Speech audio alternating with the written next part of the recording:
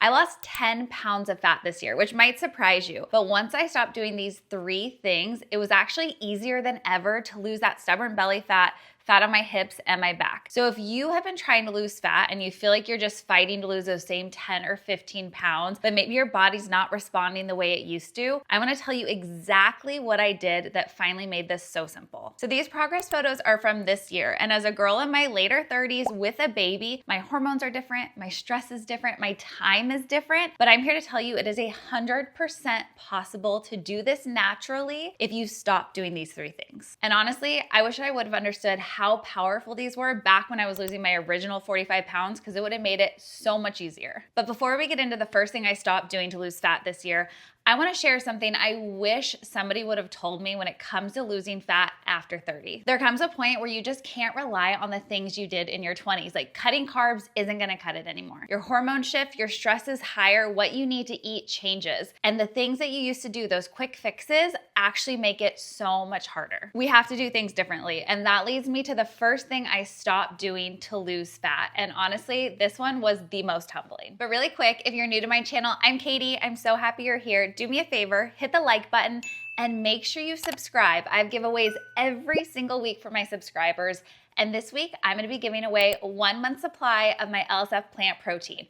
All you have to do is hit that red subscribe button and drop a comment down below. Turn on notifications because I'm gonna be sharing this week's winner in next week's video. And don't worry, I'm gonna be dropping the name of last week's winner in just a couple minutes. Number 1, I had to stop lying to myself about what I was and wasn't eating. I'd been doing this for years. I lost 45 pounds. I'm now a sports nutritionist. I really felt like I kind of just knew what my body needed. And there is a point where intentional, kind of intuitive eating does become natural, but it's also really easy to sneak in a ton of extra calories without even realizing it. Research shows that people underestimate their calorie consumption by 50%. That is wild. And I realized I started falling into that category. Don't get me wrong, I have a very healthy, strong body, but I also have big goals for myself. Especially postpartum, I wanted to hit these specific goals and I felt like I should be in a caloric deficit. But when I got honest about it and I actually started tracking it, I was kind of blown away by how little I was eating sometimes and how way too much I was consuming other days. If you do not know how much your body needs to maintain exactly where you're at and how much you need to be in a healthy deficit for fat loss, you are never gonna see results. And that's what I had to get really honest about. And I had to kind of let go of these past fears I had of tracking my food if I wanted to take this seriously. Like I said, I could have just kind of maintained where I was at and continued eyeballing portions and been totally fine. But if fat loss is your goal, then getting down to the brass tacks and tracking it became really important. And I had this past fear because of my history with dieting, with binging, everything else, that tracking was gonna be really all consuming and take me back to like a very unhealthy place mentally. But I switched the way I thought about it, and my perspective over the last year has changed more than my body has. I now really look at it as a way to empower myself so that I know what I'm doing for my body. I look at food as fuel versus entertainment. I realize that you can have food that you love and enjoy while still hitting your goals. And when you track it, it makes it so much easier to do that. Knowing the actual calories I was consuming and the deficit I wanted to be at was step 1. Step 2 was tracking and starting specifically with protein. And there's a very important reason why. If you're gonna track anything, please track your protein. Protein, of course, is gonna give you stable energy. It's gonna help with recovery. It's gonna support your workouts. But most importantly, it is going to help give your body the shape and maintain muscle during fat loss.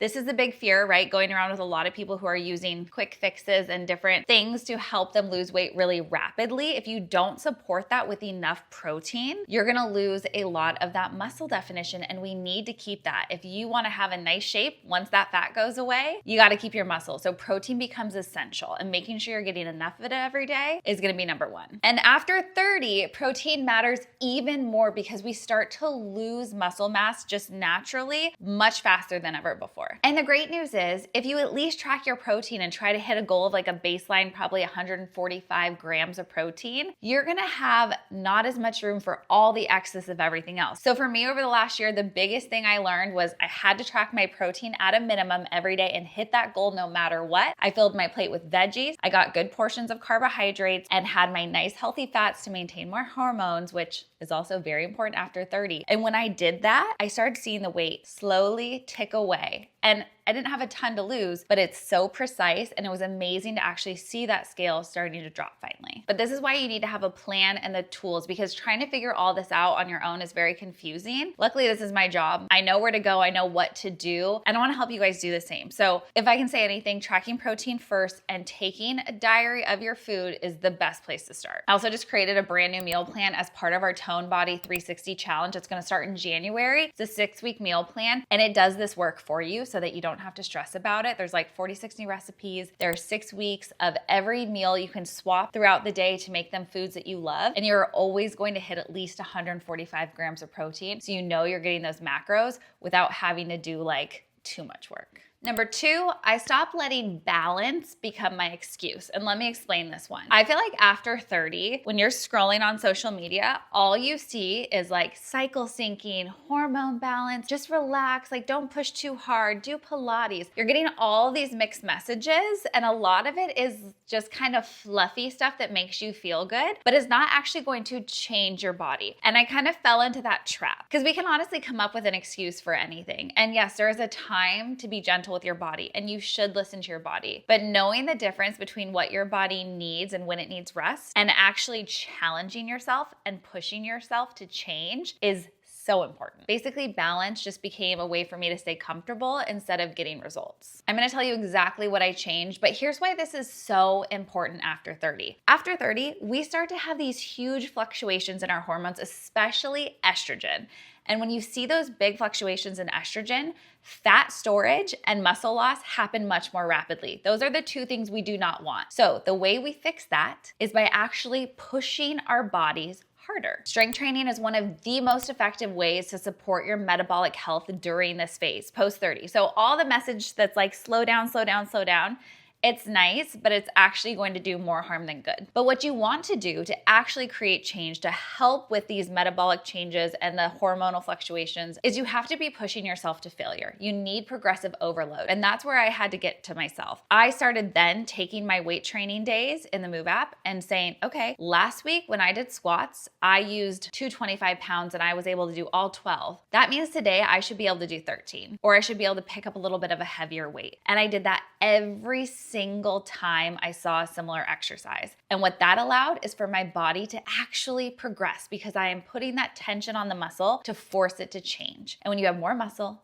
you burn fat more effectively. The other thing I did with this is also make sure that I was super intentional with my recovery. I neglected recovery. I would kind of go through my day. I wanted to like hurry and get my workouts over with and move, but I made sure that I actually was taking time to foam roll nightly, to stretch regularly, to get my sauna sessions in, whatever I could do to help my body fully rest and recover between those strength training days, which is why you actually will now see an extra rest day in the Move app. Because balance is not about doing less. It's about being more intentional and effective with the time that you're showing up and pushing yourself and with those times that you're resting and recovering. And look, I've had a lot of personal health issues and family health scares this year. There's a lot of reasons why it would have made sense for me to just kind of phone it in. But I chose this year to show up differently and the hard work has paid off. And I know it will for you too. At the end of the day, without structure like this, it's really easy to let self-care turn into self-sabotage. And I do not want that for you. I'm also so excited because I built this programming into the new TB360 program that you guys are gonna see in January. It is gonna be so incredible. Like I really wanted to support you in making this change and to be able to push yourself in a way you haven't before and be super intentional so that you don't like fall into just the comfortable balance game. So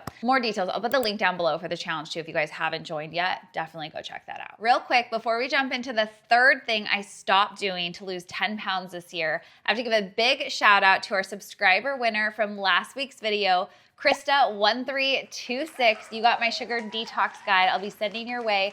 send me an email at contact@lovesweatfitness.com so I can get that over to you. Number 3 has a few parts to it, but I think that any woman over 30, whether you are hustling to create a new career, you're working full time, you're a mom, whatever you have going on, our stress level just starts to go like with every year, I feel like. And I chose this year to stop letting my stress sabotage my goals. With all the added pressure I felt becoming a mom, raising a young child, running a business, all these things, I found myself really leaning into a lot of sedentary activities when I could without any of my free time. Like I said, I was kind of phoning in my workouts for a while. Any free time I had, I was on the couch just kind of trying to relax. I know that a lot of you are probably facing the same things and dealing with the same feelings. We're like, at the end of the day, like you're just exhausted and you just want to veg out. But here's what happens. When you allow your stress to create the sedentary kind of veg out mode, not only are you not moving your body and staying active, which is helping your endorphins, your energy, your brain activity, we typically start going for all the extra snacks.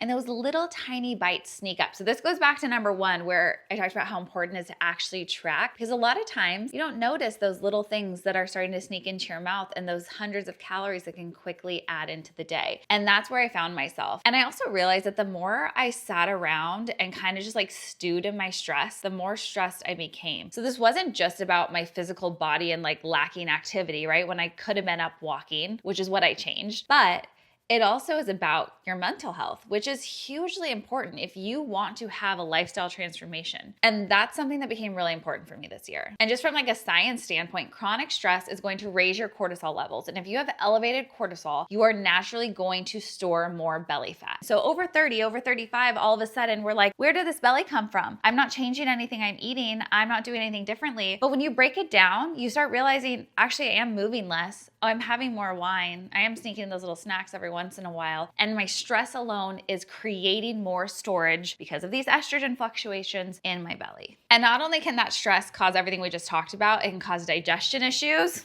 which has been my trigger earlier this year. And it is a huge factor. Your digestion also impacts how bloated you are, what the weight is on the scale. All those little things are impacted by your digestion. Your sleep, the most underrated, important part of fat loss. All these things can be impacted by stress. So we have to get this under control if we want to see the results we're seeking. So what I personally changed this year, because you can't magically take the stress away, right? It's there. All the things that we have piled up, especially as women, they don't just go away. But one, you can choose how you see them. You can choose to be joyful and to be grateful for the stress, right? Pressure is a privilege. That's one thing when it comes to like my attitude. The second thing was I started making steps a non-negotiable. So instead of sitting and scrolling, if I wanted to scroll or I wanted to watch a show, I started getting in steps so I could have that active movement, which is going to help burn more calories. It's going to help my mental health. It's going to train my body and assist in that recovery so that everything starts to work together. This is the first year I have ever tracked my steps consistently. I made a whole video about it, so if you haven't seen it, definitely go check that one out and what you can expect when you hit different levels of steps each day. But it has really been transformative for me, both mentally and physically. So I'm actually including a Made to Move walk club as part of our TB360 challenge also. This is just one day a week where I challenge you to hit 10,000 steps. If you do it every day, even better. But at least once a week, it's just something that I have found to be so incredible in my own life and my own physical transformation. And I know it's gonna make a big difference for you girls this year too. The biggest lessons I've learned through my 45-pound weight loss and again losing 10 pounds and gaining 5 pounds of muscle this year is when you have a clear plan and clear goals with accountability, you truly can do anything. And it doesn't have to be complicated. It's actually pretty simple when you have those things in place. And that's honestly exactly why I created the Tone Body 360 challenge for us for January. I wanted to give us something we could do together. I'm gonna be doing coaching calls for you girls. We're gonna have weekly accountability check-ins. You have your whole plan laid out for you in the Move app so you know exactly what to do, at-home workouts, 30 minutes or less, getting our steps in, doing it together with a simple nutrition plan to make sure you're in a healthy caloric deficit, hitting your protein goals, and doing these things that have truly transformed my life this year. I know that this is going to be transformative for you too. These are the things that work over and over and over again for myself and thousands of women, and I can't wait to start this one with you. I'm gonna put the link down below. Again, we start on January 5th. All the details are there, but if you have any questions, drop them in the comments. I'll be in answering all your questions, and tell me what your goals are so I can help give you a little bit more personalized help and coaching as we go too. So just a quick recap on the 3 things I stopped doing to lose 10 pounds this year over 30, and that is a big thing. These are always gonna be helpful, but especially when you're 30, these have to be your foundation. Number 1, I stopped lying to myself about what I was or wasn't eating, aka I actually started tracking it. Number 2, I stopped letting balance be an excuse to not get the result. And number 3, I stopped letting stress sabotage my goals. I focused on my steps, movement, and training my mind to allow my hormones to be more balanced, to improve my digestion, and allow myself to rest without just kind of vegging out on the couch. Girls, our TB360 challenge comes down to 3 simple rules for 6 weeks with 0 excuses. I'm gonna be by your side every step of the way, so don't forget to hit that link. I love you so much. And remember, you are more than a body, but you only get one. So take care of her. I'll see you next week. Bye.